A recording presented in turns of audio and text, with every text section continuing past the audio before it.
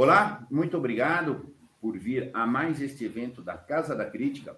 Hoje nós temos a alegria de receber novamente a doutora Andrea Morelli, que vai nos brindar com luzes aí sobre um assunto muito importante e que ela domina muito bem, por exemplo, que é o assunto do TDAH e distúrbios da atenção. Tá? Um tema que está sempre recorrente. Aqui, André, eu recebo muita consulta sobre isso. Eu até falei para as pessoas, esperem o encontro com a doutora Andréa. Tá? Então, Andréa, muito bem-vinda novamente. Que alegria, mais uma vez, estou aqui com a Andrea Morelli. Caso seja necessário para alguns, tá? E, por favor, se apresenta rapidamente, assim, um briefing. Se você for falar se a Andrea for falar dos predicados dela, gente, vai tempo, tá? Então, dá uma brifadinha, tá, para a gente, e aí nós entramos no assunto. Andrea, bem-vinda, boa noite. Boa noite, obrigada pelo convite. É sempre uma alegria estar aqui com vocês e poder, de alguma forma, trocar ideias, contribuir um pouquinho. Eu sou psiquiatra, sou psicanalista, eu tenho um mestrado em psicologia clínica, eu trabalho há muito tempo em consultório próprio, já trabalhei em instituições também, inclusive instituições que abrigavam crianças oriundas de família disfuncional, tive muita oportunidade de trabalhar com crianças autistas também, ou dentro do espectro, e algumas crianças com dificuldades assim graves mesmo, quadro psicótico, quadro de dependência química e outras alterações de desenvolvimento emocional. Acho que é muito importante a gente estar trazendo esse assunto, porque eu deixo até dizer uma coisa importante, eu não sou uma especialista em TDAH, tá? Aliás, eu acho que esse é um viés que a gente às vezes vê, algumas pessoas começam a focar muito em um determinado campo de trabalho. Eu acho que a gente tem que ter uma visão um pouco mais ampla, porque é o que eu vou falar a seguir, a dificuldade de atenção e o transtorno de déficit de atenção com ou sem hiperatividade, geralmente ele está ligado a muitas outras questões emocionais, tá? Então, a gente tem que tomar cuidado porque, por exemplo, se eu for um cardiologista que só sabe tratar hipertensão arterial, eu posso deixar um paciente morrer do coração, né? Porque eu não posso focar, né? A gente tem que tomar um cuidado para não ficar vendo só alguma coisa e esquecendo que o ser humano é um todo, tá? Então, assim, eu não sou especialista daquele pessoal que trabalha numa universidade que só faz pesquisa com uma determinada área, tá? Eu trabalho em clínica privada há muito tempo, eu já dei aula em faculdade, a gente tinha um ambulatório muito rico, mas o que eu vou falar é da experiência vivencial, da experiência clínica. Que é o mais rico. A gente não pode perder nessa torre de conceitos. Eu gosto de estar falando o especialista que tem um problema. Aí depois eu vou ligar. Eu tive um problema de atenção. Eu até conversei com o pessoal que está aqui no estúdio. Eu fiquei mais de anos sem conseguir prestar atenção. E não era TDAH. E não era TDAH, tá? Então, essa é uma questão. Então, assim, às vezes eu mesmo não corri aqui. Vamos falar do TDAH, vamos falar de atenção e distúrbios da atenção, tá? E eu te proponho o seguinte, André, conta um pouco da atenção. O que é a atenção? O que é essa força, não sei se psíquica, biológica, orgânica, psico-orgânica, enfim, conta para nós a atenção. Eu acho que eu proponho isso para a gente começar e depois falar dos distúrbios dela, etc. Bom, a atenção é uma das capacidades que ajuda a gente a sobreviver. E não é uma prerrogativa do ser humano, né? Vários animais têm capacidade de focar a atenção temporariamente e uma outra coisa que eu ia comentar, já que o Vicente já falou isso, vamos aproveitar esse que eu acho que é uma oportunidade ótima. Na verdade, a atenção ela só está, vamos dizer assim, na sua capacidade plena se existir uma série de fatores psicoemocionais e mesmo intelectuais em sintonia, Se eu tiver, por exemplo, dificuldade de atenção, gente, existe em praticamente 100% dos problemas psíquicos e nas doenças psiquiátricas, tá? Toda pessoa deprimida, toda pessoa ansiosa, toda pessoa muito entristecida por alguma perda ou por alguma situação vivencial estressante, uma pessoa que seja bipolar, uma pessoa que tenha dificuldade de personalidade, que tenha medos, que seja fóbica, tudo isso, gente, traz dificuldade de atenção. Tudo, praticamente tudo. Tem mais uma coisa importante, a atenção é algo que é desenvolvido principalmente a partir do contato da criança com a sua mãe. Porque a atenção é a primeira interação focada da criança e a mãe, tá? E ela se faz, por exemplo, entre a mãe e um bebê recém-nascido, ou entre o pai e o seu bebezinho recém-nascido, ela se faz com um conjunto de elementos que não é intelectual. Isso é muito importante. Quer dizer, o desenvolvimento da atenção depende de capacidade afetiva, de sintonia afetiva, de ter alguém que olhe para o bebê com um amor, com uma carga de interesse, com uma carga de energia, que em psicanálise a gente chama de libido, né? Mas com uma carga de energia tão grande que o bebê se sente tocado. Né? E que convoque o bebê para participar do mundo de interações humanas. Então, a atenção é alguma coisa que só se desenvolve se a criança recebe esses inputs, quer dizer, essa introdução constante na presença de alguém que olha para ela, que tem interesse por ela, que quer que ela se sinta recebida, tá? Isso é a base para desenvolver a atenção. Tanto é que tem algumas pessoas, o Vicente deve conhecer bastante, tem algumas pessoas que estudam o desenvolvimento da linguagem, existem linguagens que são sem palavras, justamente por conta da importância dessa interação atenciosa, afetiva, e que fica entre o biológico e o emocional. É aquela linguagem profunda daquele pesquisador que chama Chomsky, né? Tem um outro psicanalista que fala muito sobre isso, que a primeira linguagem, quer dizer, a primeira chamada de atenção que a mãe faz, que o pai faz, é através de sons, de gracinha, né? Daquela coisa quase musical, que não é uma palavra e nem é uma ação muito complexa.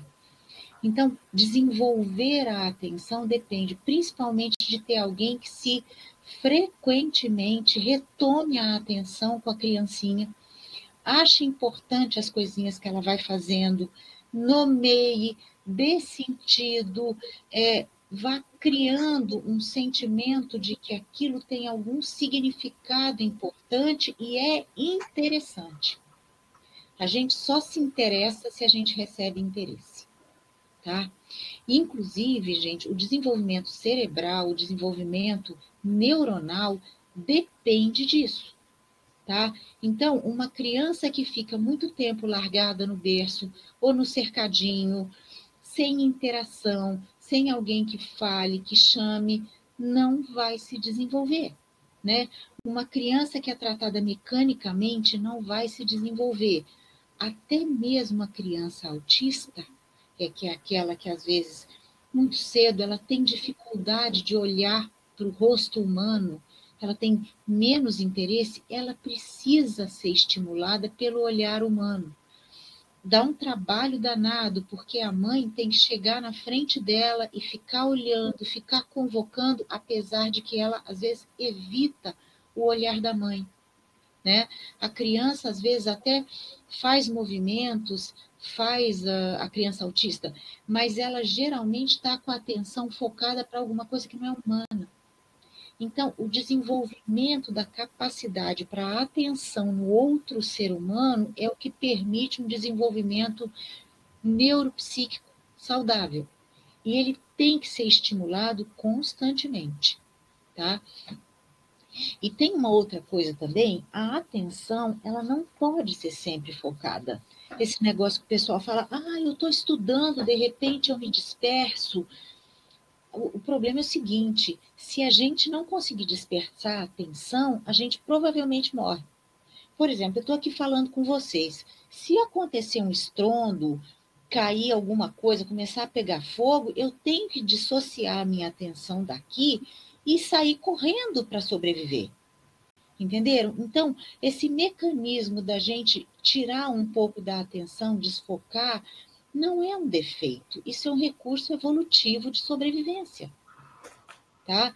Há pouco tempo atrás, quer dizer, desde que a gente consegue morar em cidade que não tem infestação de praga, animais selvagens nos atacando, cobra dentro da nossa casa, há pouco tempo a gente vive num ambiente que você pode focar a sua atenção tranquilamente.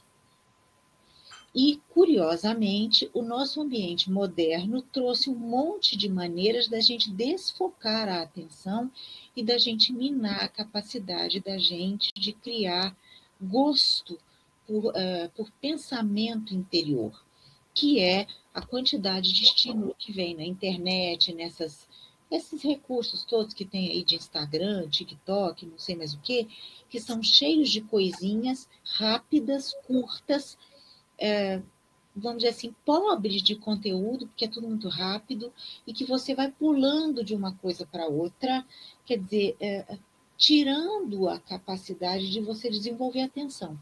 Então, atenção, pais e educadores. A gente não deve deixar a criança muito tempo com telefone, com WhatsApp, com televisão também não, né? Porque isso atrapalha o desenvolvimento de capacidade interna de pensar, né? Atrapalha o ficar à vontade com os próprios pensamentos, com o mundo interno que existe em cada um de nós, né? Então, acho que essa é uma questão. Ó, eu vou levantar uma questão aqui, André, e até um insight filosófico está me ocorrendo aqui, uma associação entre a atenção e um sentido de presença. Tá? Eu tenho que estar presente a alguém, eu tenho que ser presente à vida de alguém, ou seja, alguém quando me dá atenção, eu estou presente para ela. E se eu não estou presente para ninguém, eu não desenvolvo presença, porque o desatento está ausente, de certa forma. Tá?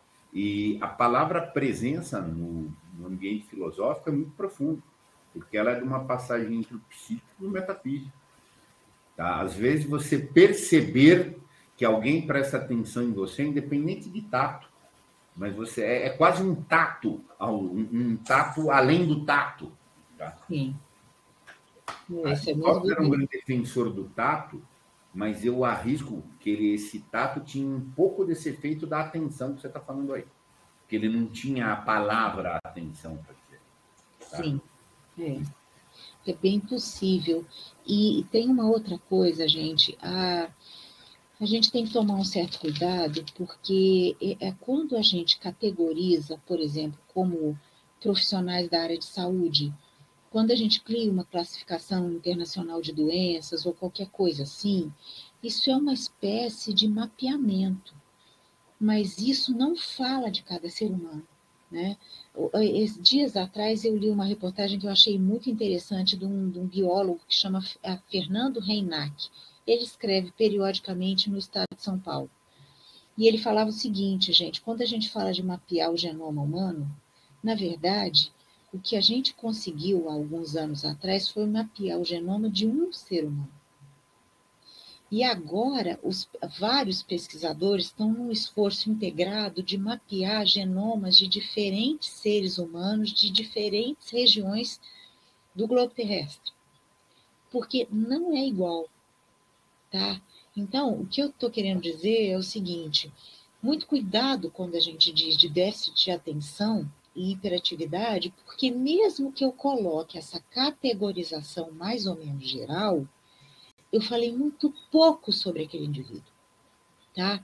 Por exemplo, se eu digo que uma pessoa está deprimida ou que ela é ansiosa, isso, gente, é uma coisa muito simplificadora, assim como o problema da atenção, né? E o que a gente sabe também é que a maioria das crianças que têm problemas sérios de atenção tem também outros problemas psíquicos, tá? Só que vejam bem, na nossa sociedade, às vezes o que chama a atenção de um pai e de uma mãe é quando a criança começa a ter problema na escola, quando ela começa a dar trabalho. E a gente esquece que, às vezes, a criança tinha comportamentos e tinha dificuldades de amadurecimento importantes, mas ninguém viu, né? É impressionante como, às vezes, a gente só vê o que a gente quer, né? E, às vezes, é difícil eu ver, por exemplo, que o meu filho, com 4 aninhos, não consegue segurar um copo para tomar um lanchinho sozinho. Ele fica esperando alguém dar na boca.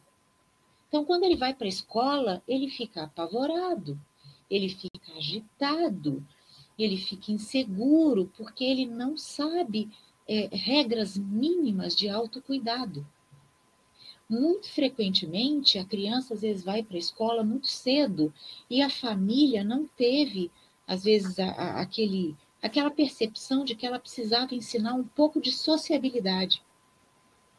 Então, quando a criança se vê rodeada por um bando de crianças que às vezes não tem capacidade de socialização ou muito mínima, aquilo vira uma confusão na cabecinha delas, né? E se eu não sei falar do que eu estou sentindo, eu ajo. Quer dizer, a minha linguagem, se eu sou mais primitivo, é uma linguagem corporal. Às vezes, eu ainda não tenho uma linguagem verbal para chegar para a professora. Você acha que uma criancinha de 3, 4 anos vai falar, professora, eu estou com medo dos colegas, eu estou me sentindo mal aqui na sala, eu quero ir embora para minha casa. Às vezes, a criança chora, faz um berreiro ou fica correndo para lá e para cá. Mas ela não sabe dizer que ela está mal ali, que ela quer ir embora. Algumas conseguem, outras não. Só choram, fazem bagunça. E outras, nem que façam bagunça e chorem, não tem para onde ir, porque a família está fora da casa, a família trabalha e só vai poder buscá-la às 6 horas da tarde. Então, ela vai ter que ficar na creche, na escolinha, no maternal, de qualquer jeito, queira ela ou não, né?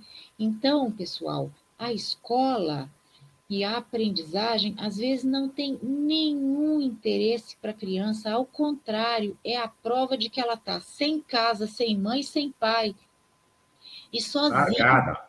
É o sinônimo largada, de estar largado lá. entendeu? Frequentemente, outra coisa, por mais que eu não tenha atenção na minha casa, eu conheço a minha casa, eu tenho uma certa familiaridade. A escola é um mundo cheio de gente diferente que não me dá atenção, ou que às vezes me empurra, me morde, me bate, cospe, chora as outras crianças. Entendeu? E uma professora, coitada, às vezes com 20 molequinhos, sozinha, geralmente a professora, tá? Eu não estou dizendo que os homens não deem conta, dão sim. Mas o que acontece? Geralmente a coitada está ali se virando do jeito que ela pode. Tá? E ela não pode dar muita atenção para uma criança específica, porque as outras, como é que faz? Ela não tem tempo, ela não tem condição. Tá? Então, vejam bem, a escola, ela não é aquele ambiente maravilhoso e acolhedor. A gente tem que prestar atenção. A escola está boa? A classe tem condição de acolher? E outra coisa, pais, alô pais, que tipo de educação, que tipo de preparo para socialização eu fiz com o meu filho? Eu ensinei ele pelo menos a comer sozinho, ou pelo menos a baixar o shortinho para ele poder fazer xixi. Eu ensinei que ele não pode fazer xixi ali no meio da sala de aula, que ele precisa ir no banheiro, que ele precisa pedir para ir no banheiro. Eu ensinei o tempo suficiente. Será? Entenderam? Quer dizer, que tipo de atenção a gente deu? E quando eu falo com meu filho, eu falo com paciência para que ele possa captar gradualmente, ou eu falo para ficar livre, para cumprir o padrão de educação e dizer, não, eu educo sim. Mas como? Porque, vejam bem, gente, educação sem afeto não existe. Não existe. tá? Eu não consigo transmitir nenhum conhecimento sem sentimento, tá? A vivência que mais nos ensina é a vivência que você combina alguma coisa afetiva e algum entendimento intelectual. E no ser humano, o entendimento afetivo vem primeiro. Aliás, pensem vocês adultos, quando vocês não se entrosam com uma pessoa, às vezes não é porque ela é burra, ou ela é ignorante, ou ela não fala não sei o quê. Não. Às vezes é porque não tem sintonia afetiva, não tem graça, não tem atrativo, não tem empatia. Sabe o que quer dizer empatia, pessoal? Entrar dentro é uma palavra grega. Quer dizer, é estar dentro do outro. E isso não é só com fala e nem é intelectual, né? Isso depende de captação afetiva, de paciência afetiva. E isso é fundamental. Então, vamos pensar, gente, quando a gente fala de déficit de atenção, a gente está falando de um elemento. Quando a gente fala de criança agitada, hiperativa, a gente está falando de outro elemento. Mas quem é aquela criança, né? Então, vamos lá.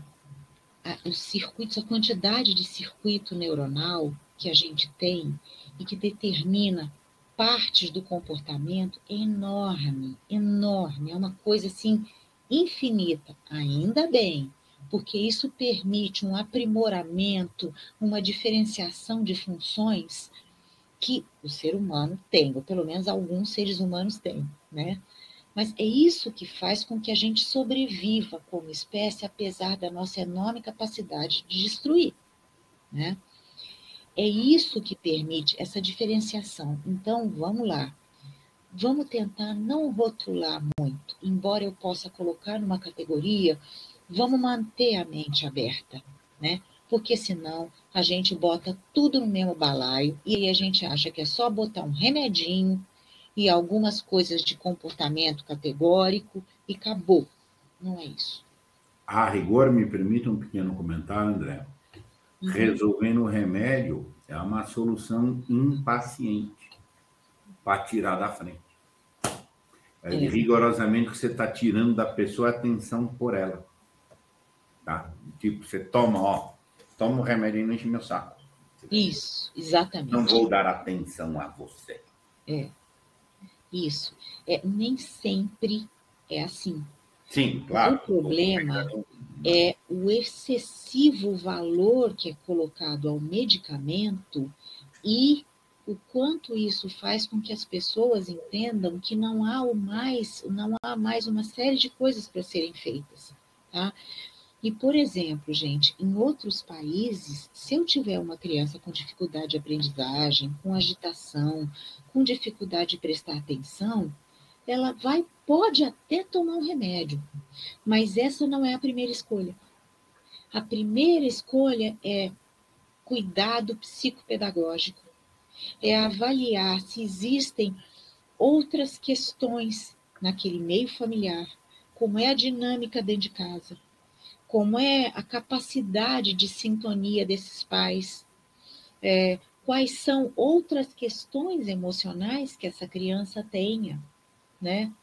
Isso é alvo de todo um trabalho por assistente social, por psicopedagogo, por psicoterapeuta, psiquiatra, tá? Fonoaudiólogo. Quer dizer, existe todo um conjunto de cuidados. E vocês estão achando que eu estou falando de gente rica? Não. Existem muitos sistemas de saúde acessíveis à população comum que ajudam, pelo menos minimamente, tá? Com todo esse suporte psicoterápico e pedagógico. Eu não sei, vocês devem conhecer os trabalhos do Winnicott. O Winnicott fazia aconselhamento familiar. E ele conversava com assistentes sociais, com pessoas que visitavam crianças, famílias que iam dentro da casa da criança para olhar como é que era a dinâmica com os pais, o que os pais conseguiam entender, como que os pais sentiam a dificuldade dos filhos. Quer dizer, tem uma série de ajudas, gente, que aqui no Brasil não tem. E é curioso porque isso também conta uma coisa sobre a gente, que a gente precisa ter mais atenção com o nosso cuidado ao formar a personalidade de alguém, né? Não é só dar um remedinho, não é só dizer que ele é agitado. O que a gente vai fazer para que, porque quando você está falando de jovem, de criança, você quer formar uma personalidade. Você não quer só acabar com o problema. Você quer ajudar a desenvolver uma personalidade. E você não desenvolve personalidade de ninguém com remédio. Tá? O remédio é uma pequena parte, é uma ferramenta, mas tem todo um arsenal que não é com remédio. Me permita dois ganchinhos aqui. Nem tão pouco se resolve só mandando para a escola. Tá? Essa é uma questão. Mas por tantas vezes, eu queria te provocar um viés aqui, formar uma personalidade. Isso aí dá para formar a própria personalidade. Tantas vezes nós não nos damos essa atenção, num certo sentido também. Eu só quero remédio. Você está entendendo? Mas eu também não me atento. Posso trabalhar com esse lado reflexivo aí também? Eu só vou fazer curso, eu não vou me ocupar, eu também vou ser impaciente comigo. Dá para eu puxar esse viés? Dá sim, a gente tem que tomar cuidado, porque parece que a gente quer ser um robô, né? Que funcione, né? Que consiga ir, que nem um foguete em busca do sucesso, né? Vamos dizer assim, de uma aceitação social ou de uma aquisição de bens materiais, e aí eu faço sucesso com aquilo, eu pareço que eu estou bonito, maravilhoso, rico, enfim, um monte de coisas assim, mas às vezes, na verdade, não só a gente às vezes não presta atenção na gente o suficiente, aliás, a gente às vezes até tem medo, né? Porque olhar para dentro da gente não é fácil. Mas às vezes a gente também se apaixona por algumas coisas. E aí a gente vamos dizer assim, a gente canaliza, a gente escorrega para dentro daquilo. Como se fosse a melhor coisa, como se fosse algo que é a nossa cara e é ali mesmo que a gente vai, né? Aí é que tá, gente. Escolher e formar a si próprio é uma coisa trabalhosa. A gente falha, a gente sofre, a gente se decepciona com a gente às vezes tem que começar de novo várias vezes, retomar as coisas. Então, esse lidar com a frustração é uma coisa necessária para o ser humano, mas é alguma coisa que é difícil.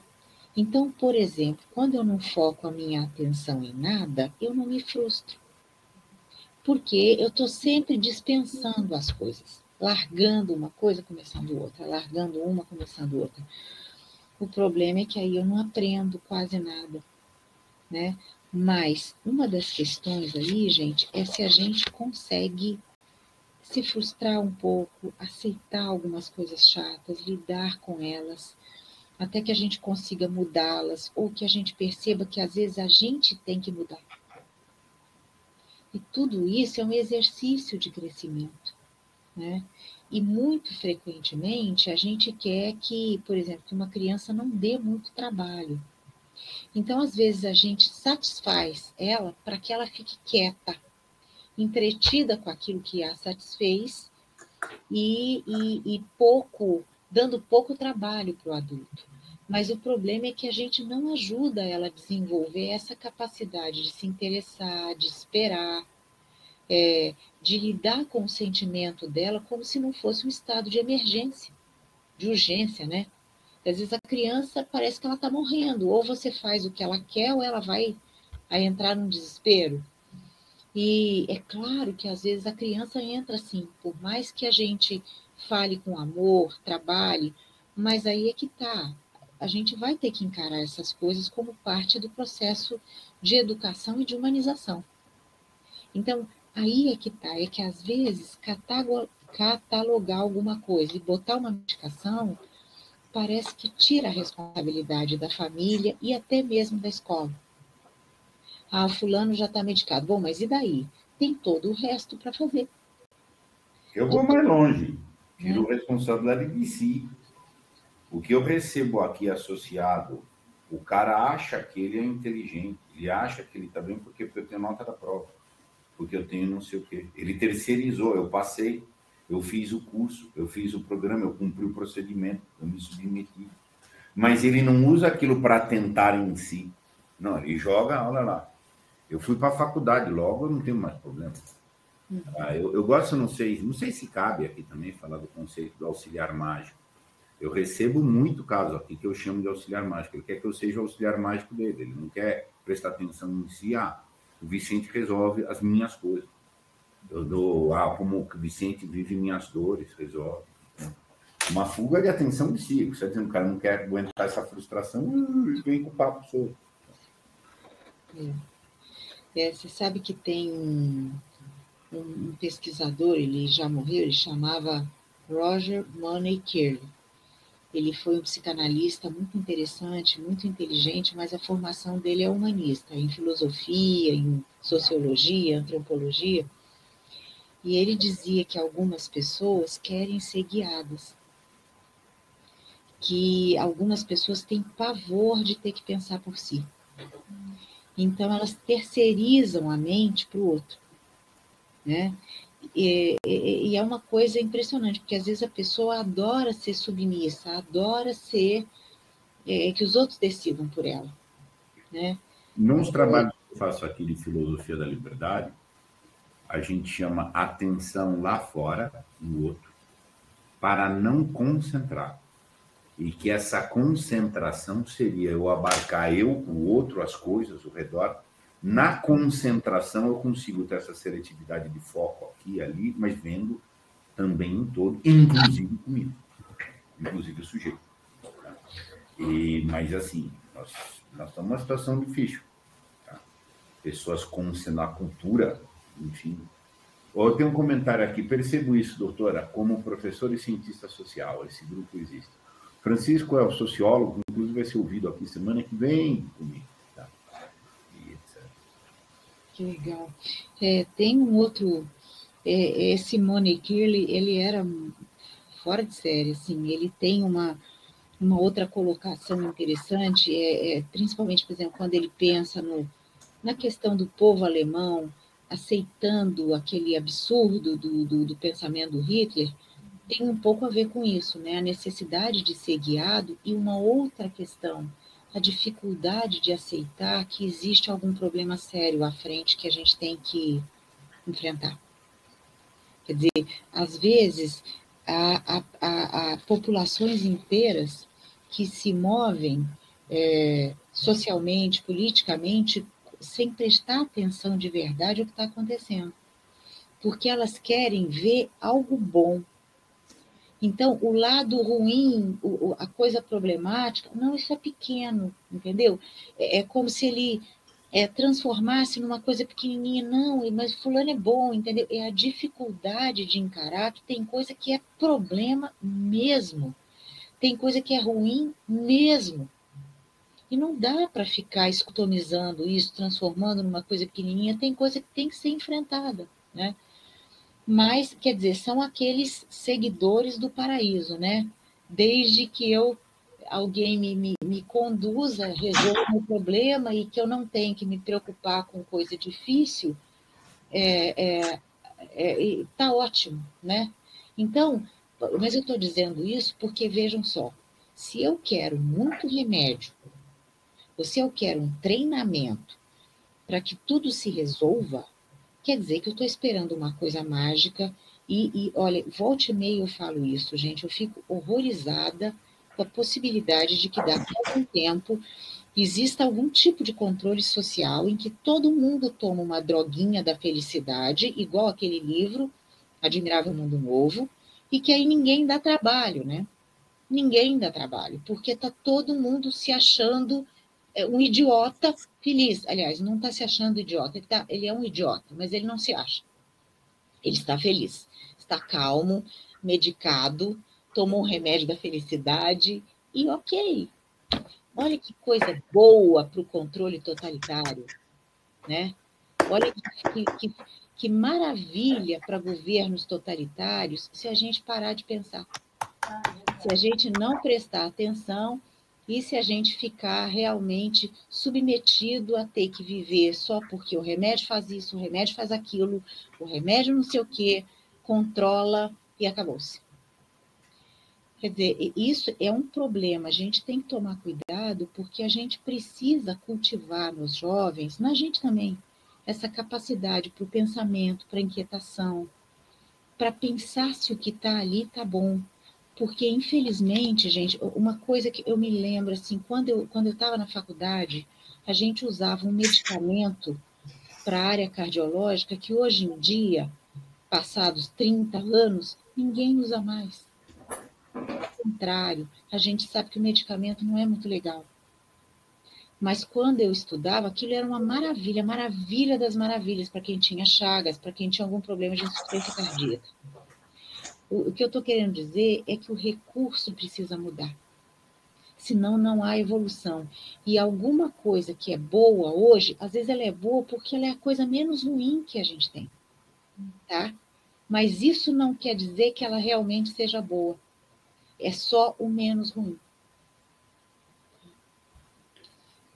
Bom, eu convivo entre desatentos em todos os lugares a que eu vou. Eu vou no banco, eu não consigo começar uma conversa com o bancário e terminá-la antes dele ter sido interrompido 4, 5 vezes. Quando ele volta, ele já não está no pé, o negócio não andou. Qualquer ambiente a que eu vou, o cara fala, ele tem 3, ele está agitado, ele está nervoso, mas não há, ele está todo mundo impaciente. Todos os assuntos são evasivos. Você falou uma frase excessivamente dura, mas muito verdadeira. O problema é a criança não dá problema. Não dá problema. Se você leva o assunto, como ele não aloca atenção, como ele não tem desenvolvimento, não tem progressão, está dando problema. E o está dando problema já é um jeito de desligar a atenção que ele já não deu. Ele já não estava dando atenção, porque precisaria dar, mas agora está dando problema, como me libera de não prestar atenção, me libera de não resolver. Exatamente porque para resolver precisa resolver, então não resolve. Sabe, é o papo de louco. É o papo de louco que a gente está vivendo. Inclusive, gente, só para a gente pensar, né? A criança autista, a criança do espectro, ela fica pior, ela mergulha mais no autismo, porque às vezes os cuidadores não conseguem dar atenção a ela, porque ela se desvia. As mães ficam tristes, deprimidas, desistem. Os cuidadores desistem. E aí ela mergulha cada vez mais naquele estado de coisas idiosincráticas, manias que ela tem, entendeu? Dificuldades de se interessar. Então, isso é uma coisa muito séria, porque dar atenção ao outro dá trabalho, solicita, pesa para a gente. Mas não é fácil, mas é o melhor caminho, né? Então, assim, eu queria que a gente pensasse muito, né? Fazer uma boa avaliação. Oi? Aqui, quando dar atenção ao outro dá trabalho. Quero fazer um comentário muito cruel, muito duro, mas que a gente está vendo aí. Quase ninguém sabe ler no Brasil, inclusive os universitários. Escrever, então, você ganha na loteria quando as pessoas sabem escrever, inclusive os universitários. E aí existe uma questão que é muito séria. A leitura se tonifica pela escrita também. Tá? Só que é o que dá mais trabalho, no sentido do que dá mais necessidade de atenção.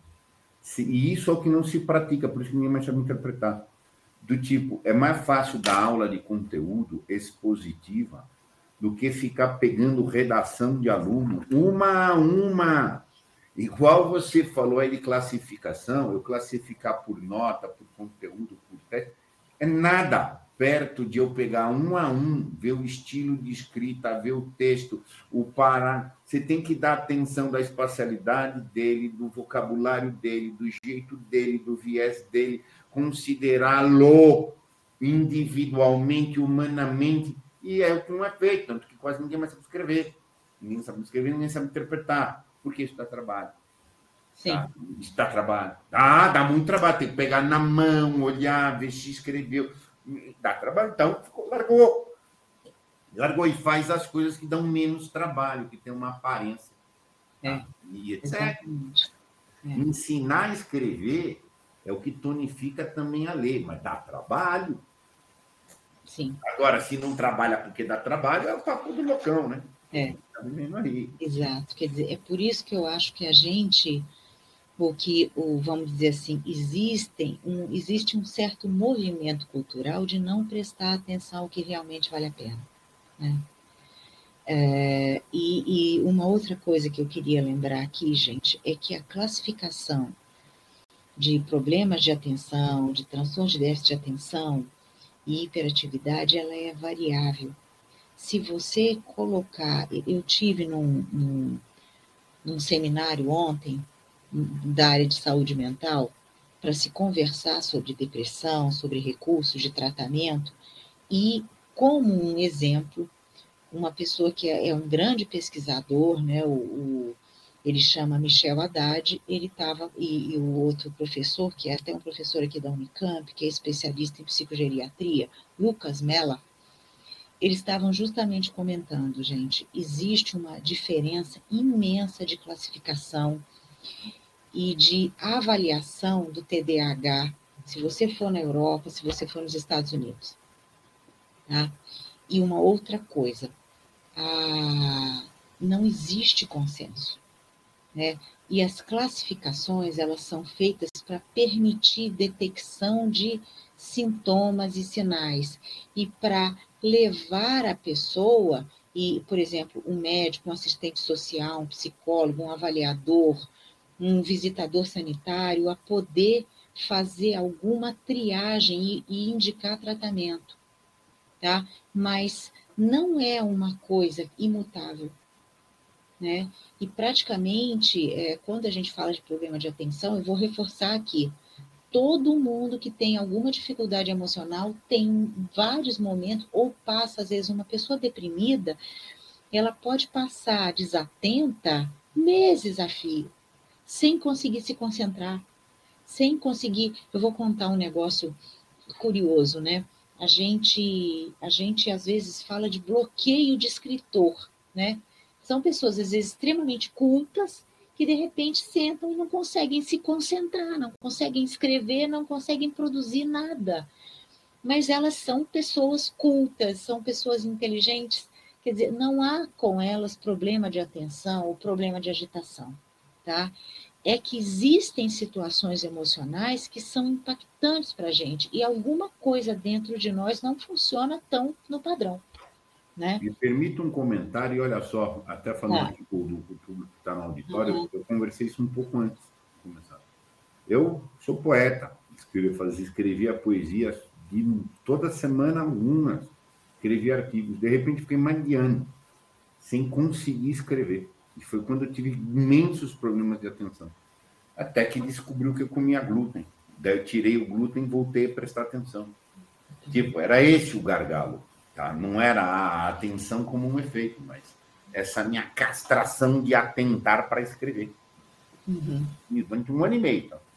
Até eu descobrir a causa. Sim, eu acho que tem uma questão aqui da Larissa perguntando sobre patologização excessiva das crianças. Vamos com calma. Hoje em dia, a gente tem mais condição de perceber problemas psíquicos de uma forma mais precoce, assim como a gente procura saber se a criança tem fenilcetonúria, se a criança tem algum problema genético, se a criança tem algum problema de fala, se ela tem a linguinha presa, se ela tem algum problema ortodôntico, a gente tem um olhar mais cuidado para a saúde, tá?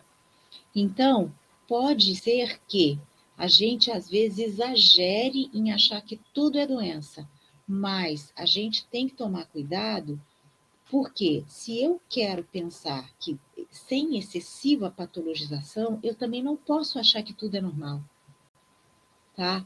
Vou dar um exemplo para vocês, que eu acho que é muito didático. Certa ocasião, há muito tempo atrás, apareceu um menininho para avaliar com 13 anos. Ele vinha tomando já a Ritalina há algum tempo e ele ficava um pouco menos nervoso e conseguia estudar um pouco mais. Mas as notas dele eram muito ruins ainda e ele tinha uma série de problemas aos 13 anos que eu vou relatar para vocês. Ele não conseguia ficar no banheiro, gente, para tomar banho e nem para fazer as necessidades outras de porta fechada. Ele tinha medo de ficar sozinho num cômodo. Ele não dormia sozinho, a não ser que tivesse um irmão ou alguém da família para dormir com ele, tá? De vez em quando ele ficava com uma gagueira, de vez em quando ele ficava com insônia, tá? Então, olha só, o problema da atenção era uma das coisas. Mas havia uma série de outras questões com esse menino que a família achava que era normal, e não era, tá? Uma criança altamente sofrida, altamente insegura, altamente fóbica, com dificuldades de construção do próprio eu, quer dizer, ela não conseguia ficar sozinha, não conseguia fazer nada sozinha, nem mesmo tomar um banho, sossegada dentro do banheiro, tá? Então, o que acontece, gente? Às vezes, eu acho que, em vez de patologizar, talvez a gente pudesse dizer, às vezes a gente usa um nome de uma doença para se desresponsabilizar de cuidados e de educação. E isso a gente não deve fazer. Se eu tiver uma criança, seja com que diagnóstico for, mesmo um adulto, gente, eu não vou dizer, olha, você só vai se tratar com remédio? Aí você tem problema? Outra coisa, se o tratamento não está dando certo, tem algo errado. Porque, por exemplo, um antidepressivo não é para deixar a pessoa morrendo de sono, encostada em casa, sem fazer nada. Ah, não, ela tem depressão, é por isso que ela é assim. Não. Se ela está tomando um antidepressivo, um calmante e continua super ansiosa ou deprimida a ponto de não querer fazer nada, o tratamento está ruim. Ou, vamos lá, não dá para dar só remédio. Remédio é alguma coisa, mas é pouco. Não é tudo. Eu costumo usar uma metáfora para dizer o seguinte: remédio é que nem sola de sapato. Ele ajuda o seu pé a não se arrebentar. Mas o caminho, a passada, a direção, a regularidade, a força, a corrida ou retrocesso é você que faz, não é remédio, tá? Agora, tem uma pessoa que disse aqui que tomou Ritalina e melhorou. A Ritalina, gente, é um remédio que aumenta a energia, tá? Assim como outros remédios. Então, pode haver melhora? Sim, claro. Inclusive porque a gente fica mais confiante quando a gente se sente com mais energia, tá? Então, vamos lá, vamos ter calma. Eu não estou dizendo que não se deve tomar remédio, tá? Eu receito remédio, eu sou psiquiatra, né? Há muito tempo. Eu não sou contra remédio, mas o remédio é um elemento, é uma ferramenta. E eu acho que ele, principalmente quando a gente está falando de jovem e de criança, é uma ferramenta que nunca pode estar sozinha. Nunca, nunca. Você está tentando ajudar a criança e o jovem a desenvolver habilidades de personalidade. Você não vai colocar isso tudo no remédio. Você não vai desqualificar a criança e o jovem e dizer que ele não é nada sem um remédio. Que é isso? Ele é alguém, ele tem valor, ele precisa cultivar o seu valor, as suas potencialidades. A gente não vai colocar isso para um remédio, de jeito nenhum. Tá? A gente vai ajudar a desenvolver a personalidade de uma forma global. Tem muitas coisas interessantes, gente, não é só você. Por exemplo, tem crianças que se desenvolvem extremamente se você coloca elas numa aula de dança, numa aula de educação física, numa aula de esporte, numa aula de artesanato. A mesma coisa com o adulto, tá? Olha, é interessante, uma vez eu vi um trabalho, pessoal rico, americano, esses altos executivos, sabe o que eles faziam para melhorar a capacidade de raciocínio, de atuação? Eles iam para o meio do mato acampar. ter que acender fogo com um toquinho e se virar, montar uma barraca não sei aonde, caçar, entendeu? Gente, que é isso? Esse pessoal quer desenvolver habilidades amplas, quer estimular áreas cerebrais diferentes. Por que a gente não pode fazer isso com as nossas crianças e com a gente mesmo? Por que a gente vai pensar que é remédio que resolve tudo, ou que o remédio é a única ferramenta que tem peso? Não é. Por exemplo, vamos supor, eu estou diabética, tá? Se eu começar a comer errado, mesmo que eu tome a melhor insulina do mundo, eu não vou ficar bem. Tá? Eu vou ter um controle ruim da minha glicemia. Se eu não fizer exercício, se eu não mandar a minha cabeça, não vai adiantar. Entenderam? Remédio é um recurso, mas não é tudo. O triste, muito triste nisso daí, André, muito triste, é essa busca do remédio como uma resignação. Eu me resigno ao remédio. Tá? Eu me resigno do diagnóstico. Então eu não vou, porque eu tenho transtorno, eu tenho não sei o quê, então eu não posso mesmo. Isso é muito triste. Isso é muito, muito triste. Sim. Mas a gente está vendo. Eu fico pensando, gente, porque se a gente vai com esse viés que é só tomar remédio e acabou, como é que a gente vai fazer? Quando a gente estiver triste, quando a gente precisar de carinho, quando a gente precisar de uma série de outros recursos humanos, alguém vai falar para a gente, você toma um remédio aí e fica quieto? É isso que a gente quer? Entendeu? Não.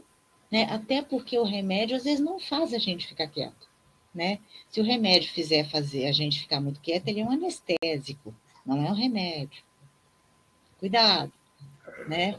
Anestesia não é, quer dizer, não sentir nada, não é bem-estar, tá? Não é plenitude.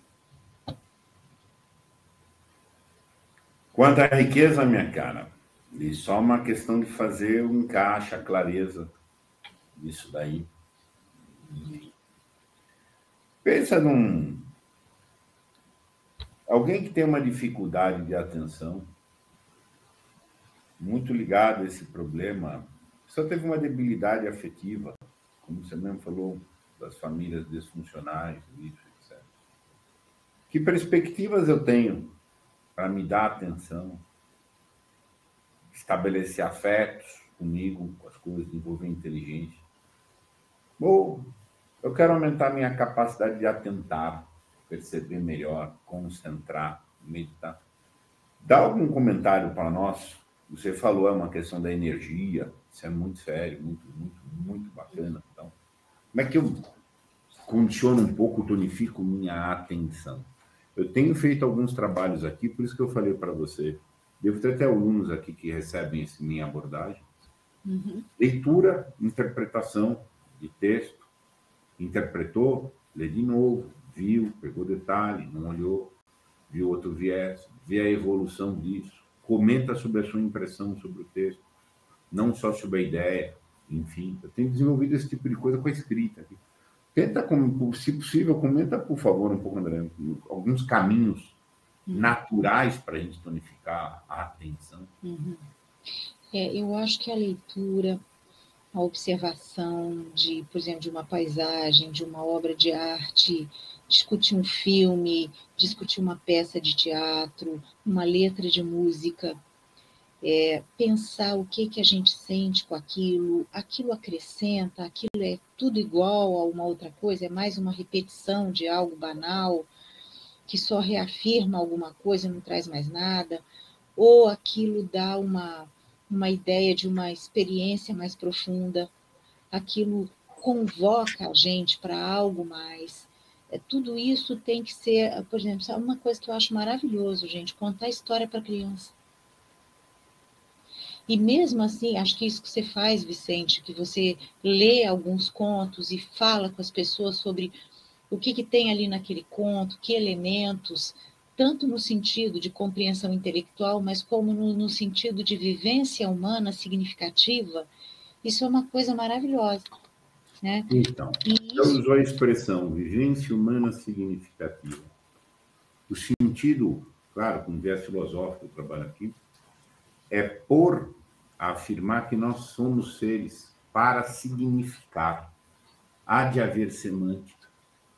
A perda do exercício da semântica em troca da funcionalidade, tá? Então, quando só, inclusive para a lógica do funcionar, tem que funcionar com o mínimo de atenção possível. Quando a lógica do significar é o pôr o máximo de atenção possível. Só que a gente não tem o hábito de significar, não é educado culturalmente, escolarmente, familiarmente, socialmente. Não, funciona, está funcionando. Você falou da escola, está funcionando, não deu problema, está funcionando. Mas não significa. Então, assim, os exercícios que eu faço aqui é de significação.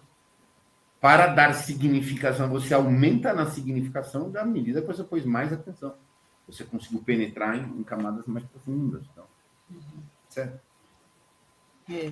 Eu acho, gente, por exemplo, se vocês, há muito tempo atrás, eu procurei uma pessoa numa universidade para fazer um trabalho sobre o que a gente podia colher de histórias infantis, de filmes infantis, para fazer grupo com mães, com pais, com educadores. Mas a pessoa não achou que a ideia não era boa.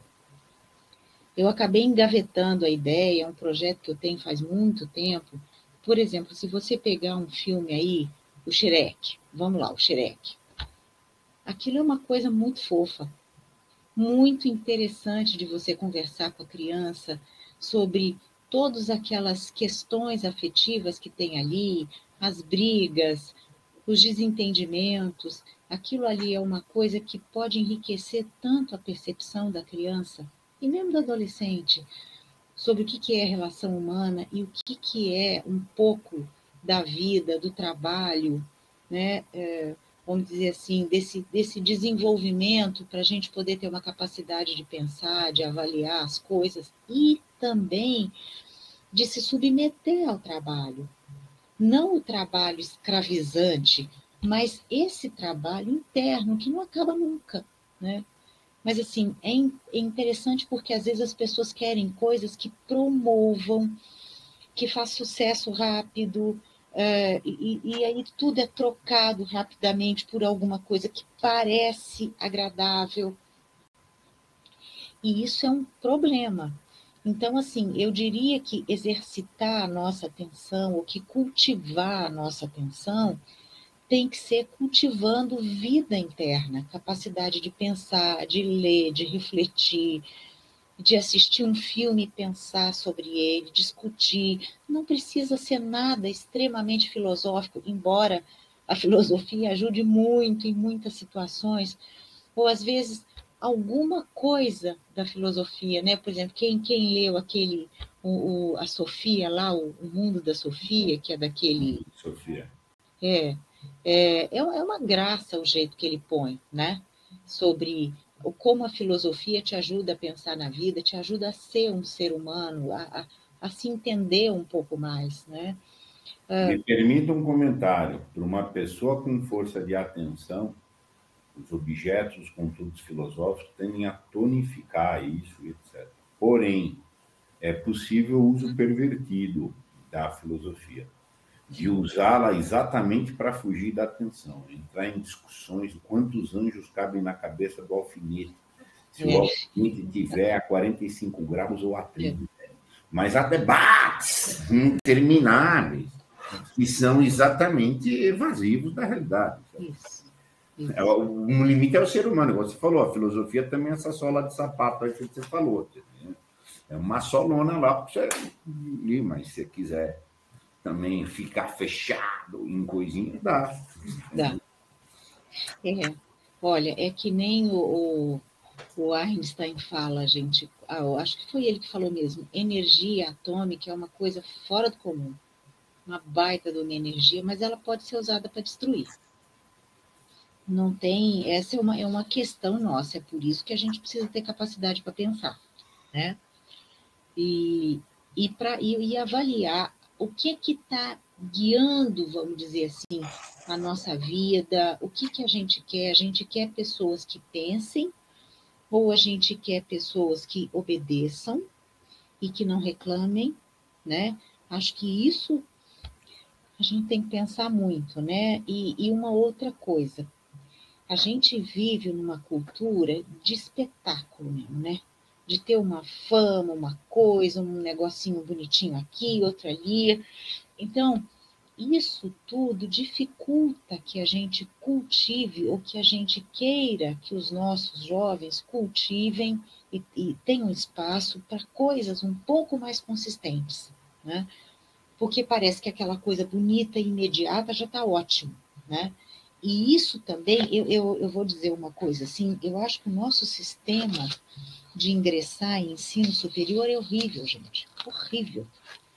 Porque ele é um sistema que não ajuda a pessoa a adquirir conhecimento de verdade, ajuda ela a decorar conteúdo para passar num teste, que é o vestibular, o Enem. Para mim, isso é uma lástima completa, porque ela começa a entender que ela não vai saber e aprender porque ela vai gostar de saber alguma coisa, é porque ela tem que conseguir se enfiar em algum curso, de preferência gratuito, né? De preferência gratuito. Então, o que acontece? Ela é ensinada que estudar não tem sentido, é mais uma forma de você competir e acumular conhecimento desnecessário para você passar no funil. Entendeu? Aquilo desqualifica a aprendizagem. Porque não é uma coisa para você ficar feliz e ser melhor, é uma coisa para você entrar no sistema e para você arrasar os seus concorrentes. Ah, eu consegui entrar na USP. Ah, eu consegui entrar não sei aonde. Entendeu? Gente, que coisa louca isso, vocês não acham? Que falta de atenção das autoridades, não é não? Eu acho. Eu vou arrumar 1 milhão de inimigos no semestre que vem, André, porque eu estou fazendo um trabalho que chama Mentalidade Escolarizada, em que eu estou mostrando esse uso da prova, como você está dizendo.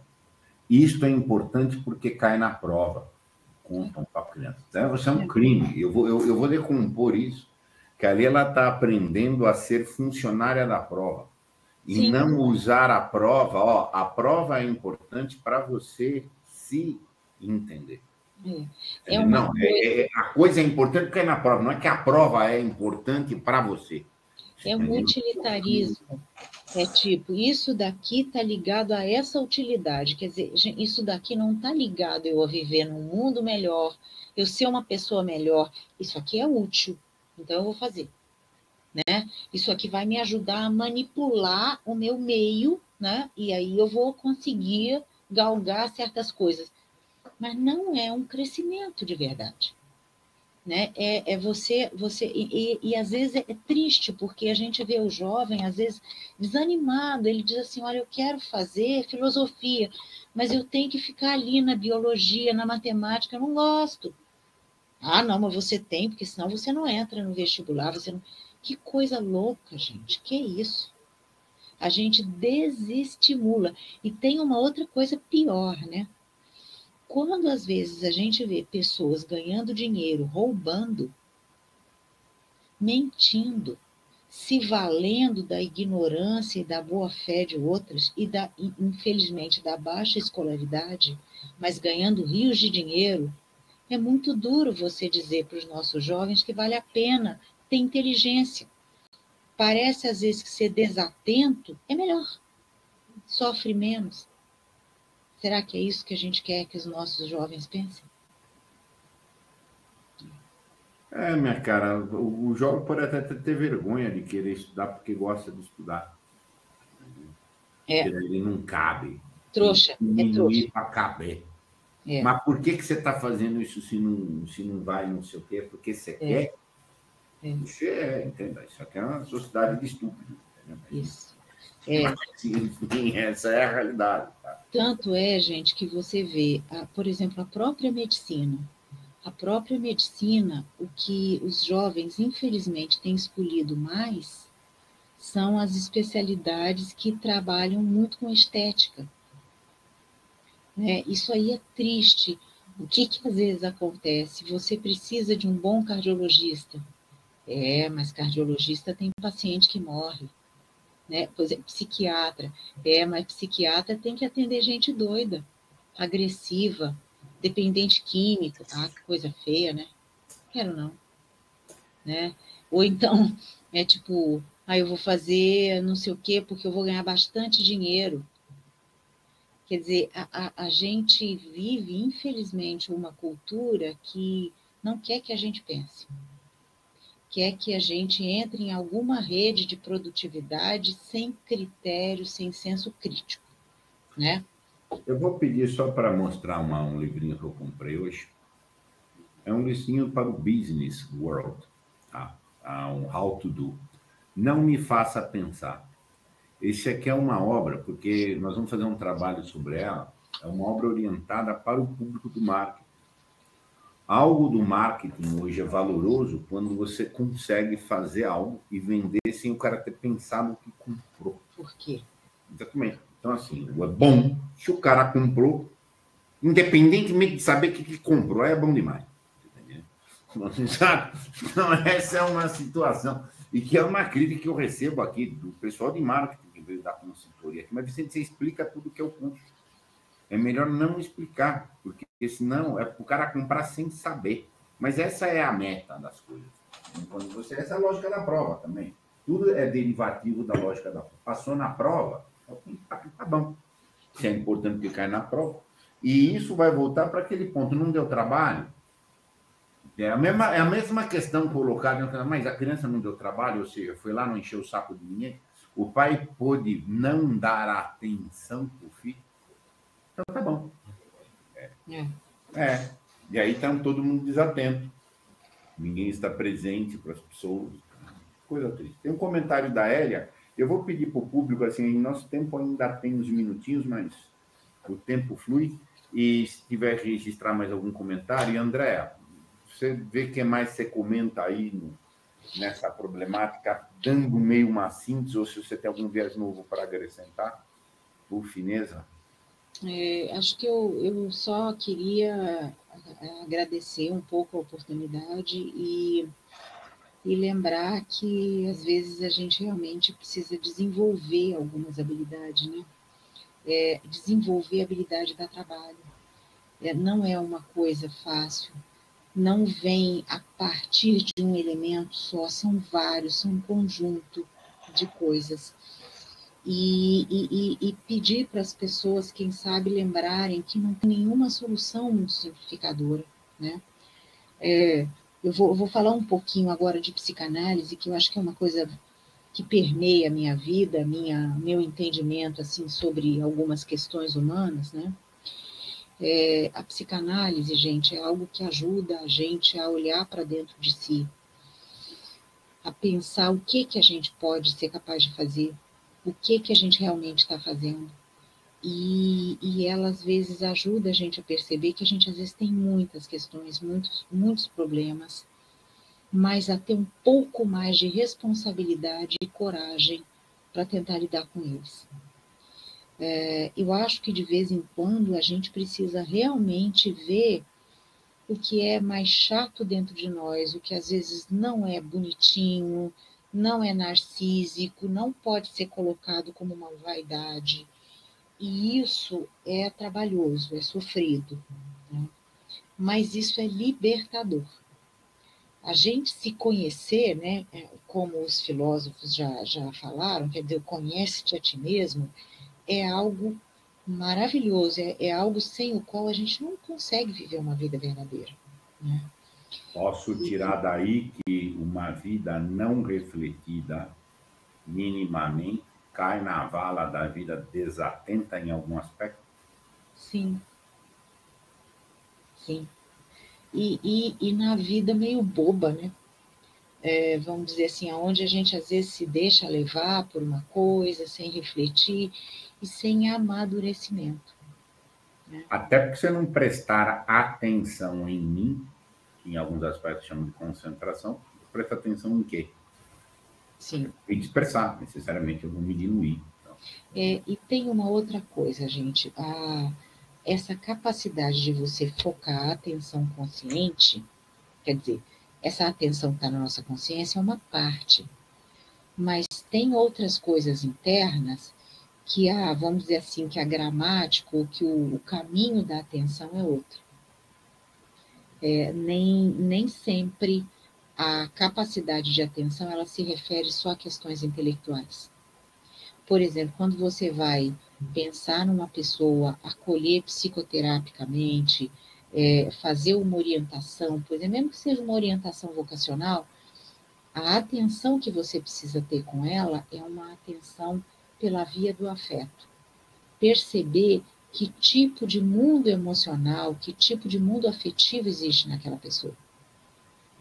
Do contrário, você às vezes detecta uma parte das coisas, mas, né? Quer dizer, todo mundo é capaz de dizer eu te amo, mas amar de verdade, você percebe com uma série de outras coisas que não é só a verbalização, nem só o beijo, o contato erótico, está muito além disso. Então, o que eu gostaria de falar aí, acho que para a gente poder encerrar o nosso papo, e ainda que seja sem encerramento, ou que seja, não seja uma dica, mas é que a gente precisa olhar um pouco além, né? Há algumas coisas importantes que não são ditas, que não são traduzíveis em palavras e que a gente tem que ter muita atenção.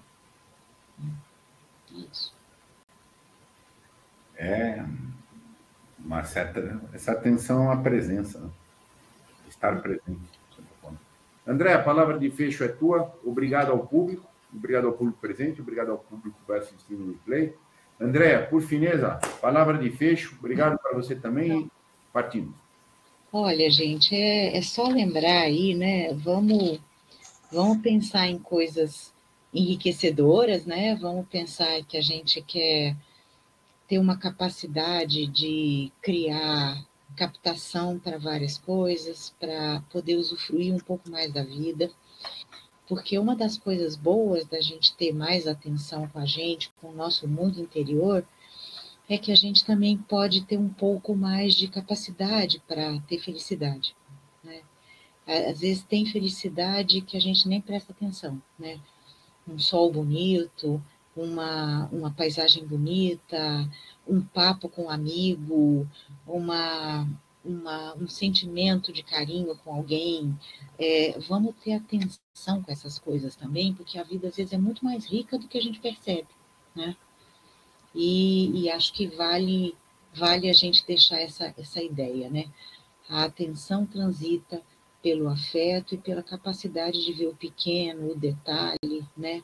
Alguma coisa que não é só a aparência de grandiosidade. Obrigado. Abraço a todos.